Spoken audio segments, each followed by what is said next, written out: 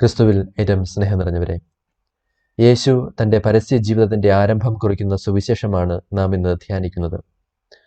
സുവിശേഷം ആരംഭിക്കുന്നത് ഇങ്ങനെയാണ്: യോഹന്നാൻ ബന്ധനസ്ഥനായെന്ന് കേട്ടപ്പോൾ യേശു ഗലീലയിലേക്ക് പിൻവാങ്ങി. അവൻ നസറത്ത് വിട്ട് സെബുലൂണിൻ്റെയും നഫ്താലിയുടെയും അതിർത്തിയിൽ സമുദ്രതീരത്തുള്ള കഫർനാമിൽ ചെന്ന് പാർത്തു. സ്നാപക യോഹന്നാൻ പഴയ നിയമത്തിൻ്റെ പൂർത്തീകരണമായിരുന്നു. പഴയ നിയമ പ്രവാചകന്മാരെയും ക്രിസ്തുവിനെയും ബന്ധിക്കുന്ന കണ്ണിയായിരുന്നു അദ്ദേഹം ബന്ധനസ്ഥനായി എന്ന് കേട്ടപ്പോൾ യേശുവിന് മനസ്സിലായി എല്ലാ പ്രവചനങ്ങൾക്കും പ്രവാചക പരമ്പരയ്ക്കും അവസാനമായിരിക്കുന്നു എന്ന്. ഇനി അവയുടെ പൂർത്തീകരണത്തിനുള്ള സമയമാണ്. അതുകൊണ്ടാണ് യേശു കഫർനാമിൽ, സെബുലൂൺ, നഫ്താലി എന്നീ പ്രദേശങ്ങളിലേക്ക് പോകുന്നത്. കുറച്ചുകൂടെ വ്യക്തമായി മനസ്സിലാക്കണമെങ്കിൽ ഇസ്രായേൽ ജനതയുടെ ചരിത്രം ഒരല്പം മനസ്സിലാക്കേണ്ടതുണ്ട്. നമുക്കറിയാം, ഗോത്രപിതാവായ യാക്കോബിൻ്റെ 12 പുത്രന്മാരുടെ പിൻഗാമികളായ 12 ഗോത്രങ്ങൾ ഉൾക്കൊള്ളുന്നതാണ് ഇസ്രായേൽ. വാഗ്ദാന ദേശത്ത് പ്രവേശിച്ചപ്പോൾ അവർക്ക് ഓരോരുത്തർക്കും പ്രത്യേക സ്ഥലം വിഭജിച്ച് നൽകിയിരുന്നു. ഇസ്രായേൽ ജനതയുടെ സുവർണ കാലഘട്ടത്തിൽ ദാവീദ് രാജാവിന് തൻ്റെ രാജ്യം ഒരിക്കലും അവസാനിക്കില്ലെന്ന് ദൈവം വാഗ്ദാനം ചെയ്തു. എന്നാൽ ദാവീദിൻ്റെ മകൻ സോളമൻ്റെ മരണശേഷം അധികം താമസിയാതെ ഇസ്രായേൽ രാജ്യം രണ്ടായി വിഭജിക്കപ്പെട്ടു. വടക്ക് 10 ഗോത്രങ്ങൾ ഒരുമിച്ച് ഇസ്രായേൽ എന്നും തെക്കു ഭാഗത്തുള്ള 2 ഗോത്രങ്ങൾ ഉൾപ്പെടുന്ന ഭാഗം യൂദ എന്നും അറിയപ്പെട്ടു. BC 722 ഇസ്രായേൽ അസീറിയൻ അധിനിവേശത്തിന് മുമ്പിൽ മുട്ടുകുത്തി പ്രവാസത്തിലേക്ക് പോകുന്നു. അസീറിയൻ സാമ്രാജ്യം ഇസ്രായേലിനെ അക്ഷരാർത്ഥത്തിൽ നശിപ്പിച്ചു. ആ 10 വടക്കൻ ഗോത്രങ്ങളിൽ അവശേഷിച്ചവരെ അവർ നാടുകടത്തുകയും ചുറ്റുമുള്ള ലോകത്തിലെ വിജാതീയ ജനതകൾക്കിടയിൽ അവരെ ചിതറിക്കുകയും ചെയ്തു. അസീറിയൻ വിപ്രവാസത്തിലേക്ക് ആദ്യം പോയ 2 ഗോത്രങ്ങളാണ് സെബുലൂൺ, നഫ്താലി എന്നിവ. പിന്നീട് BC 587 ശേഷിക്കുന്ന 2 തെക്കൻ ഗോത്രങ്ങൾ ചേർന്ന യൂദായും ബാബിലോൺ വിപ്രവാസത്തിലേക്ക് പോയി. ബാബിലോൺ വിപ്രവാസം കഴിഞ്ഞ് യൂദ തിരിച്ചു വന്നെങ്കിലും ഉത്തരഭാഗത്തെ 10 ഗോത്രങ്ങൾ പിന്നീട് ഒരിക്കലും തിരിച്ചു വന്നില്ല. പിന്നീട് അങ്ങോട്ട് ഒരു നാൾ മിശിഹ വരുമെന്നും 12 ഗോത്രങ്ങളെയും ഒരുമിച്ച് കൂട്ടി ഇസ്രായേലിനെ പുനരുദ്ധരിക്കുമെന്നുമുള്ള പ്രതീക്ഷയിലാണ് ഇസ്രായേൽ ജനത കഴിഞ്ഞിരുന്നത്. അതിനാൽ യേശു കഫർനാമിൽ സെബുലൂൺ, നഫ്താലി പ്രദേശത്തെത്തി എന്ന് പറഞ്ഞാൽ ഇസ്രായേലിൻ്റെ നാശം ആരംഭിച്ച അതേ പ്രദേശത്ത് വന്ന് ഇസ്രായേലിൻ്റെ പുനരുദ്ധാനം ആരംഭിക്കുകയാണ് എന്നാണ്. അങ്ങനെ ഈ പ്രദേശത്ത് തൻ്റെ പരസ്യ ജീവിതം ആരംഭിക്കുന്നതിലൂടെ ഇസ്രായേലിനെ പുനരുദ്ധരിക്കാനുള്ള മിശിഹ താനാണെന്നും വെളിവാക്കുകയാണ്. അവിടുന്ന് ഉച്ചരിക്കുന്ന ആദ്യ വാക്കുകൾ ശ്രദ്ധിക്കുക: മാനസാന്തരപ്പെടുവിൻ, സ്വർഗരാജ്യം സമീപിച്ചിരിക്കുന്നു.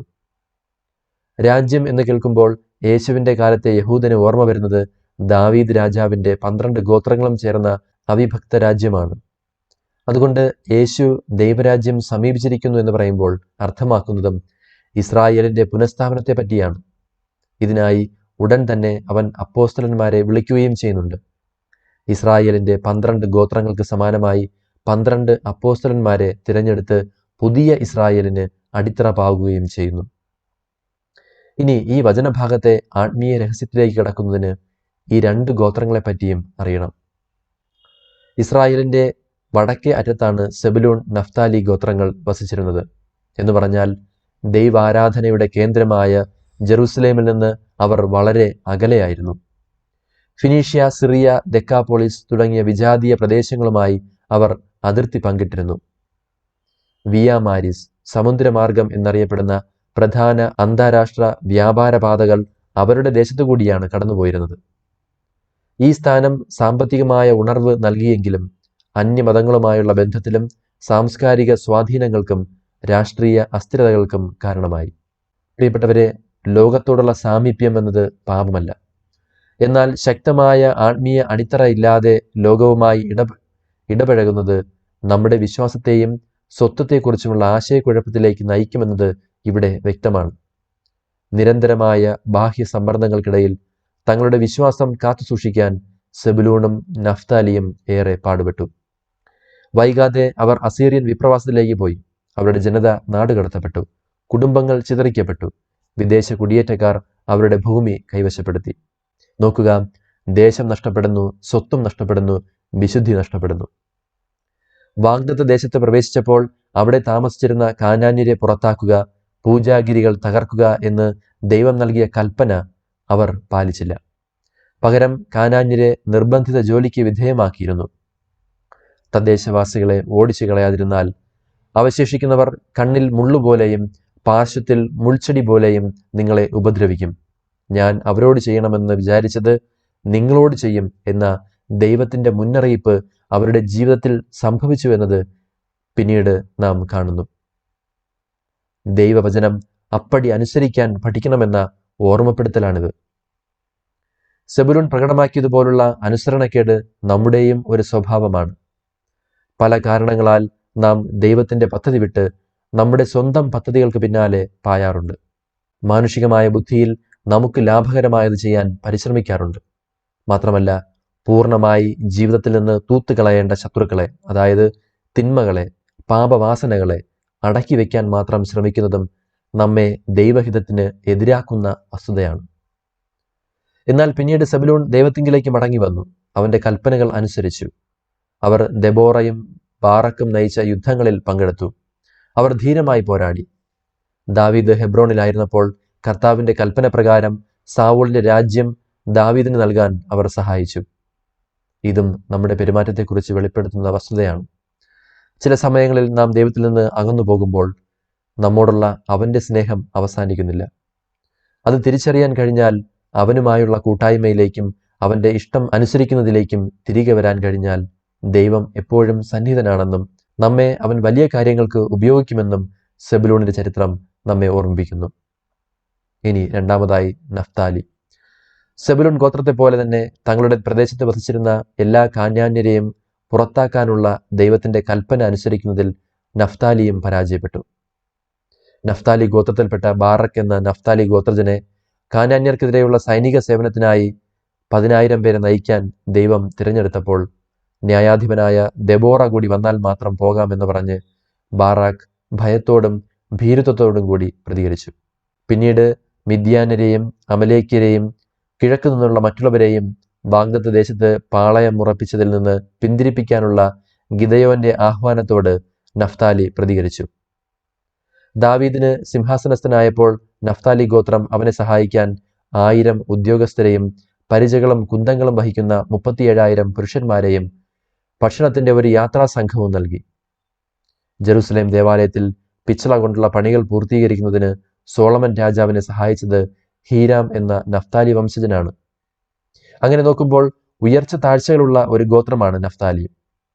അതിൻ്റെ ചരിത്രത്തിൽ അപൂർണമായ അനുസരണവും ഭീരുത്വത്തിന്റെ നിഴലുകളും ഉൾപ്പെടുന്നു.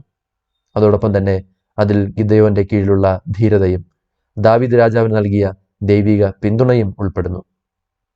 പ്രിയപ്പെട്ടവരെ, പാപവും വിശ്വാസത്തിലുള്ള വിട്ടുവീഴ്ചകളും അശ്രദ്ധയും നമ്മെയും സമാനമായ രീതിയിൽ എത്തിക്കും. പ്രാർത്ഥനയാലും അച്ചടക്കത്താലും പ്രത്യേകിച്ച് വചനത്തോടും ദൈവകൽപ്പനകളോടുമുള്ള അനുസരണം സമൂഹമായും മെച്ചപ്പെടണമെന്നതാണ് 2 ഗോത്രങ്ങളും നമുക്ക് നൽകുന്ന പാഠം. ഇനി യേശു ഈ സ്ഥലത്ത് വന്നുകൊണ്ട് പുനരുദ്ധരിക്കുന്നത് തൻ്റെ ശിഷ്യന്മാരെ വിളിച്ചുകൊണ്ടാണ്. എന്നെ അനുഗമിക്കുക എന്ന് പറയുമ്പോൾ അവർ മറ്റൊന്നും പറയാതെ അവനെ അനുഗമിക്കുന്നു. അതായത് അനുസരണം അഭ്യസിക്കാത്ത ജനതയുണ്ടായിരുന്ന പ്രദേശത്ത് വന്നിട്ട് അനുസരണത്തിന്റെ മൂർത്തീഭാവം പ്രകടമാക്കുന്ന ശിഷ്യന്മാരിലൂടെ ഇസ്രായേലിന്റെ പുനരുദ്ധാനം ആരംഭിക്കുന്നു. പുതിയ ഇസ്രായേലിന്റെ അടിത്തറ അനുസരണമാണ്. കാരണം നമ്മുടെ വിശ്വാസത്തിന്റെ ബാഹ്യ പ്രകടനമാണ് അനുസരണം. അനുസരണം വരുന്നത് വിശ്വാസം എന്ന പുണ്യത്തിൽ നിന്നാണ്. ഞാൻ മാതാപിതാക്കളെ അനുസരിക്കുന്നു, കാരണം എനിക്ക് അവരുടെ വാക്കുകളിൽ വിശ്വാസമുണ്ട്. ഞാൻ ദൈവത്തെ അനുസരിക്കുന്നു, കാരണം എനിക്ക് അവൻ്റെ വാക്കുകളിൽ വിശ്വാസമുണ്ട്. അനുസരിക്കുന്നില്ല എന്ന് പറയുമ്പോൾ വിശ്വാസം ഇല്ല എന്നാണ് അർത്ഥം.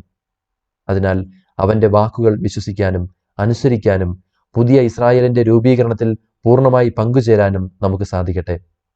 സെബുലൂൺ, നഫ്താലി എന്നിവ നമ്മളാണെന്ന് അംഗീകരിച്ചാൽ എല്ലാ കുഴപ്പങ്ങളും തുടങ്ങിയതും നമ്മിലാണെന്ന് അംഗീകരിക്കാൻ നമുക്ക് സാധിക്കും. അങ്ങനെയെങ്കിൽ എല്ലാം വീണ്ടെടുക്കാൻ ക്രിസ്തു സമീപസ്ഥനാണ്. ക്രിസ്തുവിന്റെ വരവിനെപ്പറ്റി പറയുന്നത് അന്ധകാരത്തിൽ കഴിഞ്ഞിരുന്ന ജനം ഒരു മഹത്തായ പ്രകാശം കണ്ടു എന്നാണ്. തകർച്ചയ്ക്ക് തുടക്കമിട്ട സ്ഥലം, ജനത നാടുകടത്തപ്പെട്ട സ്ഥലം, അശുദ്ധമാക്കപ്പെട്ട സ്ഥലം. നസ്രത്തിൽ നിന്ന് വല്ല നന്മയും ഉണ്ടാകുമോ എന്ന് യഹൂദൻ പോലും നിന്നയോടെ ചോദിച്ചിരുന്നു. എന്നാൽ അവിടെ നിന്നാണ് രക്ഷ ആരംഭിക്കുന്നത്. അപമാനം ഒരിക്കലും അവസാന വാക്കായിരിക്കാൻ ദൈവം അനുവദിക്കില്ല. സെബുലൂണും നഫ്താലിയും നമ്മെ പഠിപ്പിക്കുന്നത് ഇതാണ്: സഹനങ്ങൾ നമ്മെ അയോഗ്യരാക്കുന്നില്ല. കഴിഞ്ഞകാല പരാജയങ്ങൾ ഭാവി ദൗത്യത്തെ റദ്ദാക്കുന്നില്ല. ഇരുട്ട് എന്നത് വെളിച്ചത്തിന്റെ ഉദയസ്ഥലമായി മാറാം.